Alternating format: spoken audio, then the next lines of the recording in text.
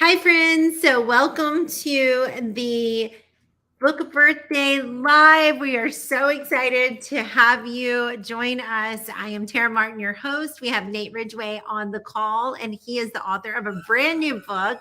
And so, we're going to be talking about that in a minute. But for now, Nathan, tell us a little bit about you, what you do, and then we'll dive into the book in just a moment. And also, happy book birthday. I know it's been almost, about a I week. think it's been about a week, yeah. Yeah, but it's still so exciting to still celebrate. It So is. tell us It a is little bit exciting. about what you do, Nate. Yeah, so my name's Nate Ridgway. It's nice to meet you all out there. Let's see, this will be my 9th year coming up teaching. So I'm a history and special education teacher from Indianapolis, Indiana.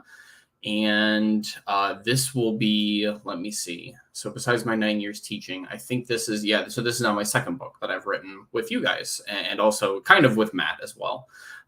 So this has been, a really fun journey after like this last year. So yeah.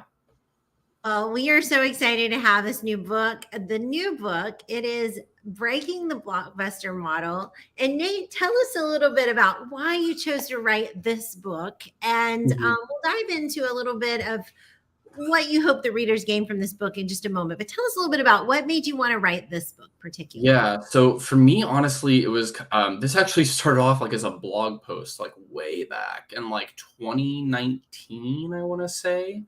So like it was something that I was like, oh, like this is a weird, like way to think about this idea of like how I'm teaching and what I'm, doing. And this is all like pre-pandemic, right? So then like when the pandemic hits, I was like, oh goodness, like okay. And after I had gone, after we had all kind of gone through that now for 2 years. Kind of what happened to me is like that blog post that I'd written, so long ago. It just kind of kept itching at me, and I was like, I think there's more that I could say here, and I think there's something to this idea about like thinking about like how we consume and how we produce content in our rooms. And or really, the question is who, I guess, is doing that in our rooms, and so I just kind of wanted to take a moment to meditate on like where we have been and then where we could go. This is very much, as Kristen says, it's a pandemic related book. But for me, like also this is in a lot of ways I'm trying to look like past the pandemic in particular. Just because I am like very, very concerned about like where education and learning and thinking are headed in the next, I mean, essentially decades or 100 years. Um, so for me, like I think the pandemic was like a moment for a lot of pro, if that makes sense. And that I think this book was kind of my way of like, I don't know, kind of working that idea out, if that makes sense. For sure. Yeah, I think you're exactly right. And it's so like you said, you started writing it before the pandemic. So you weren't even thinking about that. Yeah, I mean, like the And idea, you need it. the idea, the metaphors in the book, like started like way, way before the pandemic even hit. But then, like once it did, I was like, man, this feels like really stinking applicable. So yeah, it was something that I was working on after our first book came out, which was "Don't Ditch That Tech." And So don't just that tech is really amazing. I know that book is has a lot of meaning behind it, but a lot of it mhm, I feel like really dives into, creating these accessible moments for all the learners. And mhm, tell us a little bit about how breaking the blockbuster model also, I feel like it also hits on that too. And so, mhm. and that you're passionate about making Yeah, yeah. accessible for all learners. You talked about earlier, you're a special ed teacher. So tell us a little bit about how breaking the blockbuster model also allows, really dives into or lends itself well to that differentiation, if you will. Yeah, yeah. So for those who aren't familiar, I guess just to explain, don't like basically what Don't Ditch That Tech was about was how we could use devices to help differentiate for students, right? And a lot of what I was thinking, like after I wrote that book, was I was just it's not that I was necessarily like dissatisfied with it, but like I felt like the answer was like incomplete as to what it was offering. Because as much as I felt like Don't Ditch That Tech was taking a very important topic like accessibility and things like UDL, I felt like it was just taking something that wasn't great, and it was putting it in like a more attractive wrapper, if you will. Like it was like repackaging it in a way that was like better, better looking, right? But it wasn't fundamentally changing like the candy that was inside, or the gift that was inside. Here in breaking the Blockbuster model, I decided to take on more like the actual present itself, and like actually think about changing that, as opposed to just the way that our instruction looks. Like what if we could look at the instruction itself, right? And so for me, like when I was writing breaking the Blockbuster model, I was really trying to be very deliberate about, I guess, like taking the time to like really think about, and me as a special education teacher, as you mentioned there, it's not just like for me, like it doesn't really stop at SPED. This is thinking about like, socioeconomic access, and this is thinking about language barriers, and so many different things that aren't necessarily SPED related, but are still fall in that, line of thinking, right? And so I wanted to take this idea and like push it like even further to where I thought it could really go. And that's what I was kind of trying to accomplish with the book. And I I think think I answered your question. no, it's perfect. I think you've done such an amazing job at that. And Kristen said, just clarifying, I know this book wasn't written specifically for the pandemic, but it was perfect time to think about change, tech tools, how we access everything.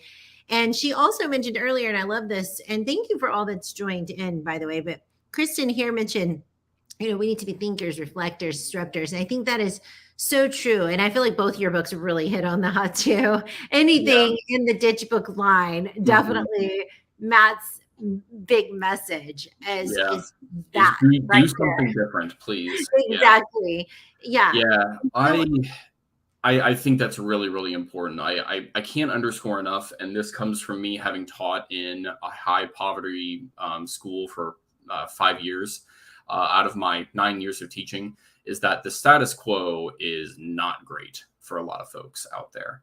And even in schools like where now I'm in actually a much more privileged school than I was teaching, even just a couple years beforehand. The amount of frustration that I hear from my students about some of the stuff that they have to go through on a day-to-day routine is really frustrating. Like, whether it's like how dress codes aren't, enforced, equally between guys and girls, or, how students don't feel like school schedules actually help meet their needs as kids. It could be something as simple as like school wake-up times, right? Like the way that we think about school wake-up times is totally backwards, with, some of our oldest kids having to wake up really early in the morning, and then our youngest kids, getting to school at the latest, right? I don't know. I just think there's such a need in so many different levels about looking at what we do and how we could change things. I love that, Nate. And I also appreciate just the premise behind breaking the Blockbuster model. I know you talked a little bit about that, but I really would love for you just to address what you're really hoping the readers gain from this book. Like when they grab this book and they're tweeting out to you, we're going to talk about Nate's social media contacts and how to share with him you're learning from this book. And if you're looking for the book, I'm going to drop the link over in the comment section here, but I'll also put it above and below this video.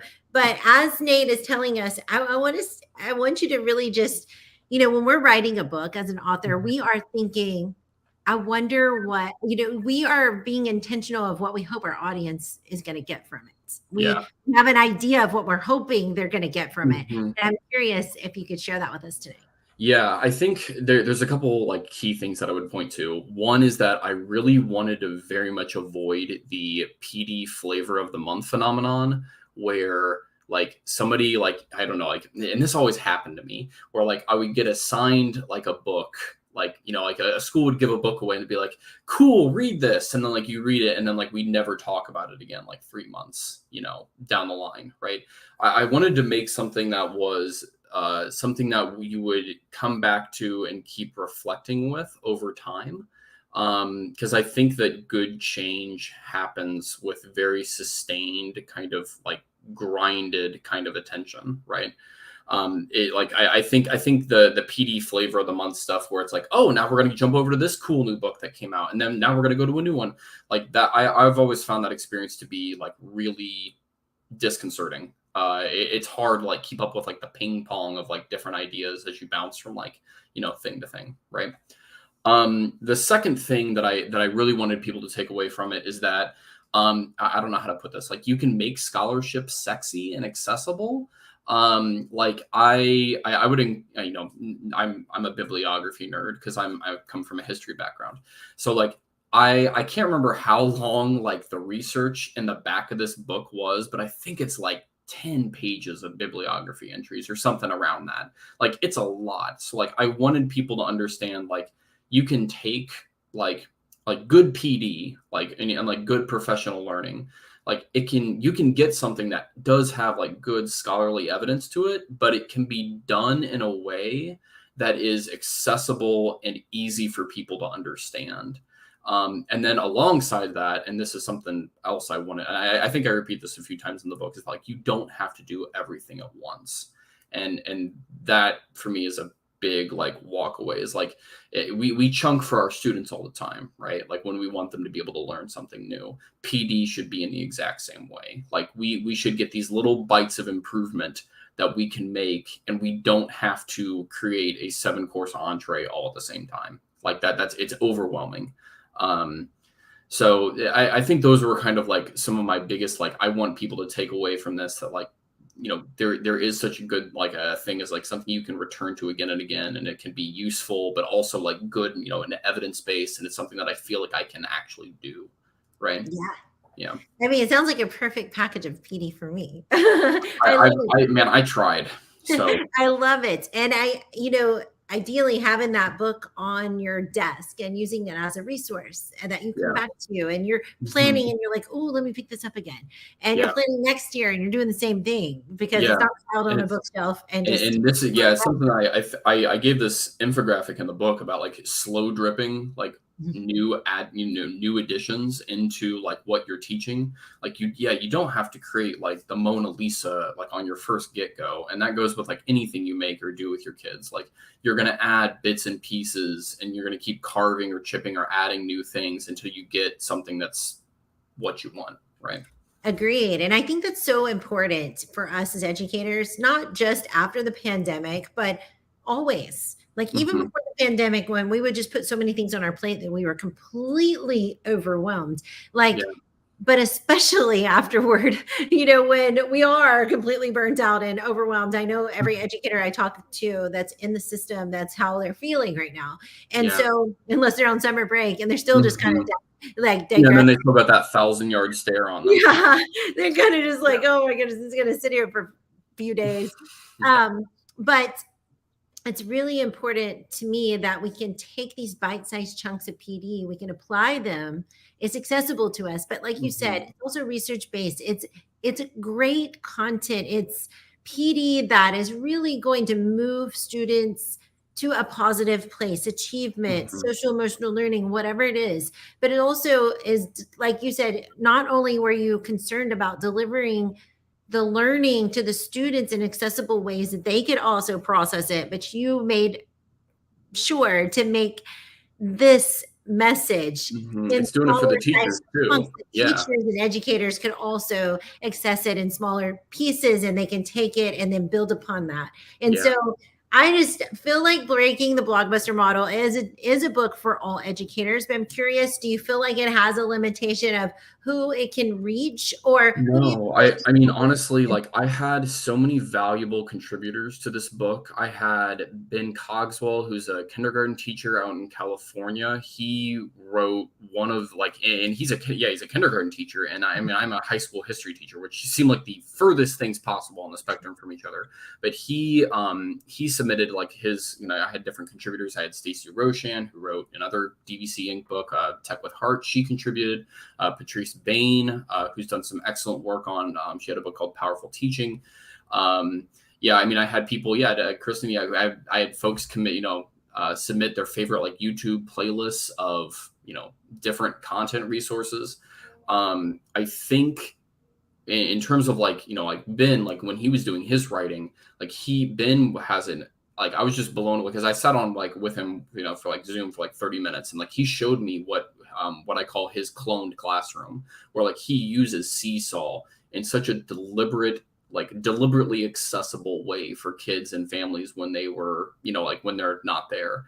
And he and others do this in some effective, like super, super effective ways. And I remember like when we were getting some of the comments on the video series that we did with Matt, which I can also, I can send you the link to that here real quickly. Yeah. That there was like a college professor on there, and they also said like, oh yeah, like this is, like this is something that, like this idea of like cloning a classroom so my students can get to anything that, I've ever done. That's something I can do too. So for me, like, no, this is not an age or subject related like book, if that makes sense. There's something in here that I feel like can apply to everybody. Those are the best books in my opinion anyway. When you could just, anybody can pick it up and just dive into it and feel like they can connect in a very real way. So definitely check out these video links over here. They did put together a series of videos that kind of talk about parts and pieces of the book. And we did go in a little bit detail today, but if you order the book, we highly recommend you ordering the book. The link is above or below this video, depending on where you're watching. And Nate, I know once they start reading, they're going to want to reach out to you and tell you about certain things that are working well for them. So how can they connect with you on social media? So probably the easiest way is Twitter. My handle's right here on the screen. It's at Teach from Ridge. And then also I've just been using the hashtag Breaking Blockbuster to like keep up with book snaps and things like that.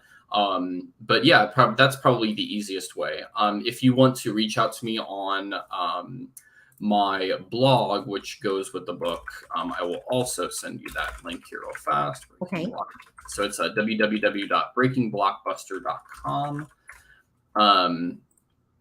And also, I've been posting kind of ideas based from the book on a new blog that I've started there. So that would be another way you could reach out to me. Perfect. These are great things. And then Breaking Blockbuster as the hashtag, just to kind of help you find the things, especially on Twitter. I know that really helps. All right. Well, friend, this has been amazing. The book has launched off. I saw this morning it was #1 and #2 in the new releases. Both the Kindle and the paperback are hanging out in those upper levels of I think it was experimental education methods. Yes. Like I was actually telling Matt this. I was like, man, if I could like have Amazon give a category for exactly what this book was trying to like go for, it would have been, I didn't even come up with that like subcategory, obviously, but like that's exactly what I would have wanted. It's perfect. Yeah, and that's a tricky category to get #1 and #2 too. So that's just super exciting. Sometimes it's like a really small, like it's a category that's very specific. Experimental education is very broad, I feel like, and a lot of people kind of fit in there. But this one, I feel like just really nails it in all the different areas of that category. And I'm so excited to see it as #1 and #2. And it's still hanging out there. I just checked it out. So yeah, that's I think right now it's been a while since so it's a #4 bestseller in experimental education. So that's not just counting new releases, that's like bestsellers they've ever had. Yeah. That's really great.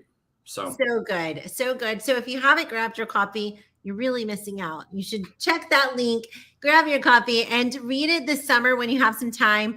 It's one of those books, like Nate said, you can put it down and you can pick it back up, and you can just digest little small chunks at a time, and that's totally fine. That's the purpose of it. So that's always nice. You don't have to feel like you have to block out 2 hours of time to sit down and read. So you're going to get something good after just a small session of reading. And we're so excited for you, Nathan. Thanks, Kristen, for your contribution too, and all that have joined us today. We're really grateful for you. And so happy book birthday, Nate. It's a little late, but you know what? It's never too late. It's great. I like doing it kind of a week later because like it's nice to kind of like have, like seeing, like the impact that it's had. Yes, for sure. And if you are reading it and you start to share some stuff, use that hashtag, follow Nate, tag DBC_Inc. or at Burgess Dave. We love checking out all of that content as well. And we're just so grateful for you, Nate. Another book with us. Congratulations. So proud of you. And yes, thanks everyone for joining tonight. And we will see you again on another book birthday. We actually have another one coming up soon. So we'll see you again pretty soon. But thanks again, Nate. Really Thanks, appreciate it. Tara. Bye, everyone.